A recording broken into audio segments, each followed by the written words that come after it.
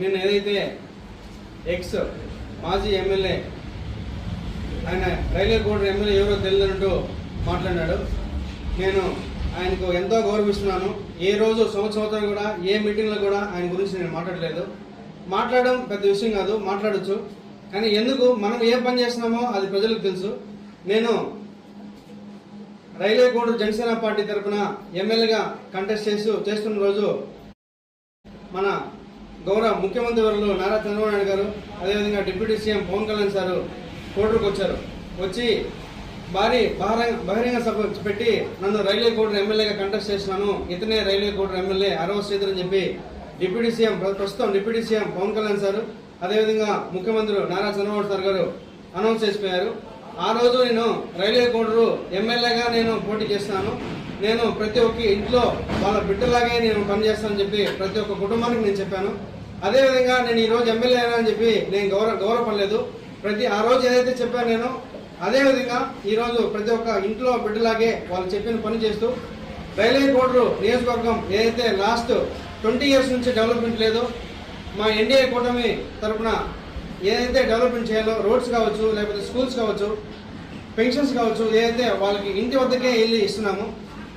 ఈ సంవత్సరంలోనే దాదాపు CMRF 6 2 కోట్ల రూపాయల CMRF 6 ప్రతి ఇంటికి వాళ్ళ బిడ్డలాగానే పోయి నేను చెక్ ఇవ్వడం జరిగింది. నేనే అన్న రైల్వే కోడ్ ఎమ్మెల్యేని అరవ శ్రీధర్ జనసేన పార్టీ నుంచి గెలిచింది.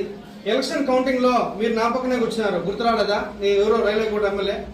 లాస్ట్ రెండు రౌండ్లు ఉండగానే మీరు నాకు కంగ్రాట్స్ చెప్పి వెళ్ళారన్న శ్రీరన్న. నేనే రైల్వే కోడ్ ఎమ్మెల్యే అరవ శ్రీధర్ని జనసేన పార్టీ నుంచి మన కళ్యాణ్ సారు నాకు సీట్ ఇచ్చారు.